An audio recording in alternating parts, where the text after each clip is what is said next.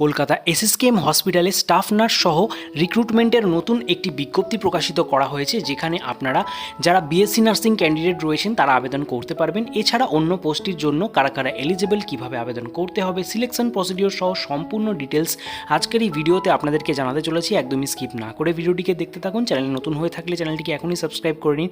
তার পাশাপাশি নিত্য নতুন জব আপডেট পেতে আপনারা জানেন আমাদের টেলিগ্রাম গ্রুপে আপনারা যুক্ত হয়ে যেতে পারেন, এবং এই ভিডিওটিকে অবশ্যই সকলের মাঝে বেশি করে শেয়ার করে দিন যাতে সবার মাঝে তথ্যটি পৌঁছে যায়। চলুন এবার অফিসিয়াল বিজ্ঞপ্তি গিয়ে সম্পূর্ণ ডিটেলসগুলি একে একে জেনে নেওয়া যাক। আপনারা দেখতে পাচ্ছেন সরাসরি সেই অফিসিয়াল নোটিফিকেশনটি, বিজ্ঞপ্তিটি প্রকাশিত হয়েছে একদমই রিসেন্ট 23শে জুন। অফিসিয়াল ওয়েবসাইটের মেমো নম্বরটা দেখতে পাচ্ছেন বা দিকে রয়েছে। অ্যাডভার্টাইজমেন্ট নোটিসের আন্ডারে বলা হচ্ছে আপনাদের এখানে একটি প্রজেক্টের আন্ডারে নিয়োগ করা হবে। প্রজেক্টের নাম রয়েছে implementation of AMSP in various territory care centre across India. Across ইন্ডিয়াতে বিভিন্ন টেরিটরি কেয়ারের আন্ডারে ভ্যারিয়াস AMS ইমপ্লিমেন্টেশন প্রজেক্টের আন্ডারে আপনাদের ICMR ফান্ডের তরফ থেকে নিয়োগ করা হচ্ছে। ঠিক আছে, এখানে আপনাদের SSKM হসপিটালে আপনাদের কিন্তু প্লেস অফ পোস্টিং দেওয়া হচ্ছে, যেখানে কী পোস্টের জন্য ভ্যাকেন্সি বেরিয়ে এসছে তার ডিটেলস বলেছে। প্রথম পোস্ট রয়েছে প্রজেক্ট নার্স অর্থাৎ স্টাফ নার্সের জন্য। কারা কারা আবেদন করতে পারবেন? BSc nursing from recognise university and registered with WBNC। এখানে কিন্তু যে স্টেট নার্সিং সেটা কিন্তু উল্লেখ করে দিয়েছে, ওয়েস্ট বেঙ্গল স্টেট নার্সিং কাউন্সিলের আন্ডারে আপনাদের রেজিস্ট্রেশন প্রাপ্ত হতে হবে যারা BSc নার্সিংয়ের ক্যান্ডিডেট রয়েছেন। তার পাশাপাশি বলা হচ্ছে experience candidate will be preferred, অর্থাৎ যারা এক্সপিরিয়েন্স ক্যান্ডিডেট রয়েছেন তারা অবশ্যই এখানে প্রেফারেন্স পাবেন, তবে যারা ফ্রেশার রয়েছেন তারাও কিন্তু এখানে এলিজিবল।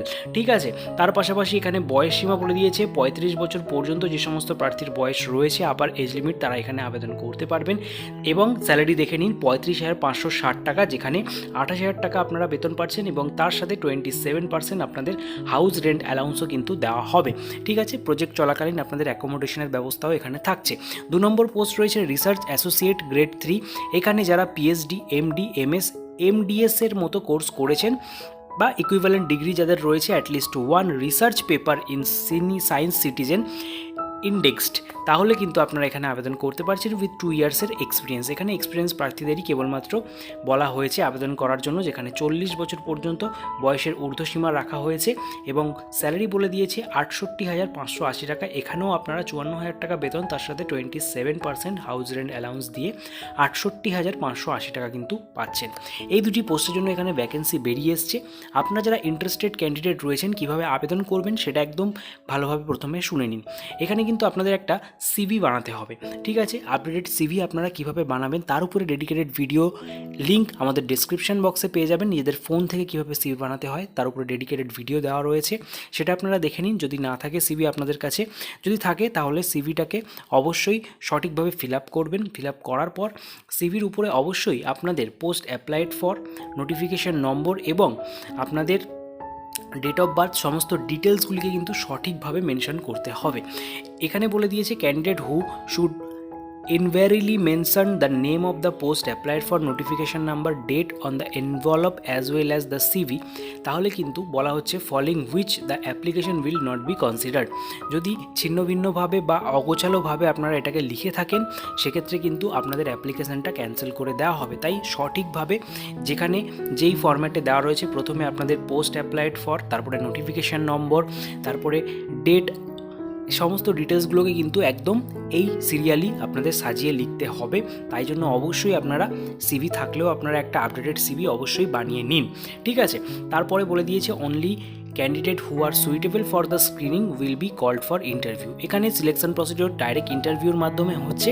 যারা সিলেক্টেড হবেন তাদেরকেই কিন্তু ইন্টারভিউর জন্য ডাকা হবে। ইন্টারভিউর যে লিস্ট সেটা আপনারা অফিসিয়াল ওয়েবসাইটে দেখতে পারবেন। IPGMER এর যে অফিসিয়াল ওয়েবসাইট রয়েছে সেখানে আপনাদের জানিয়ে দেওয়া হবে। এছাড়া আপনারা আমাদের টেলিগ্রাম গ্রুপে যুক্ত হয়ে যান, সেখানেও কিন্তু আপনারা আপডেট পেয়ে যাবেন। ঠিক আছে, এর পাশাপাশি আপনাদের যে ইন্টারভিউর জন্য যারা ডাক পাবেন সেক্ষেত্রে কিন্তু আপনাদের অবশ্যই অরিজিনাল এবং সেলফ অ্যাটেস্টেড কপির যে ডকুমেন্টস, রিলেভেন্ট ডকুমেন্টস রয়েছে সেগুলোকে কিন্তু নিয়ে যেতে হচ্ছে, যেরকম আপনাদের এজ প্রুফ, কোয়ালিফিকেশনের সমস্ত ডিটেলস, এছাড়া আপনাদের যে বার্থ সার্টিফিকেট রয়েছে বা কাস্ট সার্টিফিকেট যদি আপনাদের থেকে থাকে ST SC সংক্রান্ত সেই রিলেটেড সমস্ত অরিজিনাল এবং তার সাথে সেলফ অ্যাটেস্টেড কপি আপনাদের নিয়ে যেতে হচ্ছে। ঠিক আছে, তার পাশাপাশি এখানে বলেই দিয়েছে যে আপনাদের যে প্রজেক্টের মেয়াদ সীমা সেটাকে কিন্তু পরবর্তীতে বাড়ানো হবে আপনাদের প্রজেক্টের প্রয়োজন অনুযায়ী। অবশ্যই এটা প্রথমে টেম্পোরারি নিয়োগ করা হলেও পরবর্তীতে এটাকে এক্সটেন্ড করা হবে। ঠিক আছে, কোনো রকম টিএডিএ ইন্টারভিউর জন্য দেওয়া হবে না, সেটাও এখানে উল্লেখ করে দিয়েছে। তো আশা করছি ভিডিওটা আপনারা এতক্ষণ অবধি দেখলেন। যদি আপনারা ইন্টারেস্টেড হয়ে থাকেন অবশ্যই এখানে আবেদনটি করে ফেলুন। আবেদন করবার জন্য যে প্রসেস বললাম সেইভাবে একদম স্টেপ বাই স্টেপ আপনারা কিন্তু আবেদন করবেন এবং সমস্ত ডকুমেন্ট সহ আপনারা যে সিভিটা বানাচ্ছেন সেটাকে এই যে অফিসিয়াল অ্যাড্রেসটা দেখতে পাচ্ছেন এই অ্যাড্রেসে কিন্তু বাই পোস্ট বা সরাসরি গিয়ে আপনারা জমা করবেন। ঠিক আছে, বিকেল 4টে অবধি 30/6/2025 তারিখের মধ্যে আপনাদের জমা করতে হবে। ঠিক আছে, এছাড়া যদি পারেন আপনারা বাই পোস্টের মাধ্যমেও এখানে জমা করতে পারেন। ঠিক আছে, এই হচ্ছে সম্পূর্ণ আবেদন প্রক্রিয়া। তো আশা করছি ভিডিওটা আপনারা দেখলেন। যদি হেল্পফুল হয়ে থাকে অবশ্যই সকলের মাঝে বেশি করে শেয়ার করবেন, তার পাশাপাশি একটি লাইক দিয়ে আমাদেরকে মোটিভেট করবেন এবং নিত্য নতুন জব আপডেট পেতে আমাদের টেলিগ্রাম গ্রুপেও যুক্ত হয়ে যাবে।